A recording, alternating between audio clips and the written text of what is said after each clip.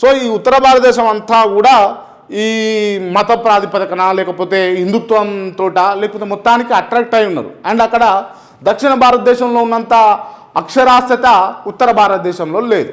So దీని కారణంగా ఏం జరిగే అవకాశాలు ఉన్నాయంటే ఖచ్చితంగా ఇంకా చరిత్రలో ఎక్కడా కూడా మళ్ళా ఇతర పార్టీ అధికారంలోకి రాకుండా మొత్తం ఓవల్ అండ్ సోల్ బీజేపీ అధికారంలోకి వచ్చే అవకాశాలు ఉంటాయి ఉత్తర భారతదేశంలో. ఎప్పుడు డీలిమిటేషన్ జరిగి ఈ స్థానాలు కనుక పెరిగితే కేవలం ఉత్తర భారతదేశం ప్రభావితం చేసుకుంటే చాలు.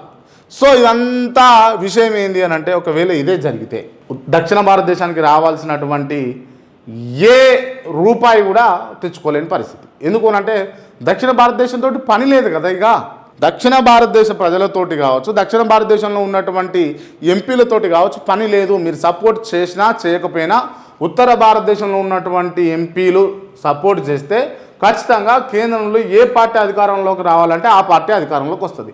ఆ పార్టీ అధికారంలోకి వచ్చినాక దక్షిణాది రాష్ట్రాల్లో ఉన్నటువంటి ఎంపీలతోటి అసలు కేంద్రంలో అధికారంలోకి వచ్చిన పార్టీకి అవసరమే లేదు.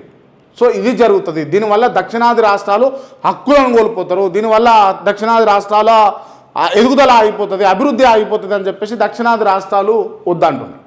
స్టాలిన్ కావచ్చు, స్టాలిన్తో పాటు రేవంత్ రెడ్డి కావచ్చు, లేకపోతే ఇతర ముఖ్యమంత్రులు కూడా వీళ్ళందరూ కూడా కూర్చొని చర్చించాల్సినటువంటి అంశము దాని గురించి ఇవ్వాలి.